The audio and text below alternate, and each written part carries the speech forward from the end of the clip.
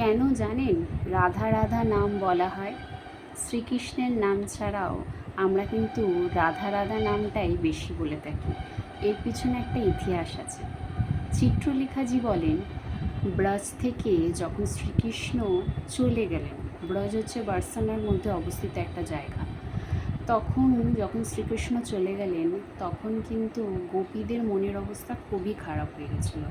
এতটাই খারাপ ছিল যে তারা সারাদিন কাঁদতে থাকতেন। এমনকি ভুল করে কেউ যদি একটা শ্রীকৃষ্ণের নাম নিয়ে নিতেন, সেক্ষেত্রে তারা কাঁদতে কাঁদতে প্রায় অজ্ঞান হয়ে যেতেন। এমনও হয়েছে যে কিছু কিছু গোপিনীরা 2-3 দিনও অজ্ঞান অবস্থায় ছিলেন।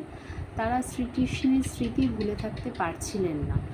এমতো অবস্থায় শ্রীকৃষ্ণের পিতা রাজা নন্দ ও শ্রী রাধারানীর বাবা সিদ্ধান্ত নেন যে ব্রজে যারাই প্রবেশ করুন না কেন তাদের শ্রীকৃষ্ণ নাম উচ্চারণ করতে দেয়া যাবে না।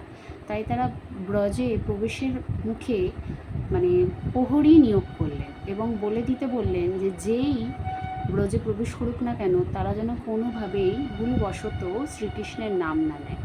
ঠিক তখন থেকেই যারাই ব্রজে প্রবেশ করে শ্রীকৃষ্ণের নাম তো নিতে পারে না, তাহলে তারা কি বলবে? তখন তারা রাধা রাধা বলা শুরু করে।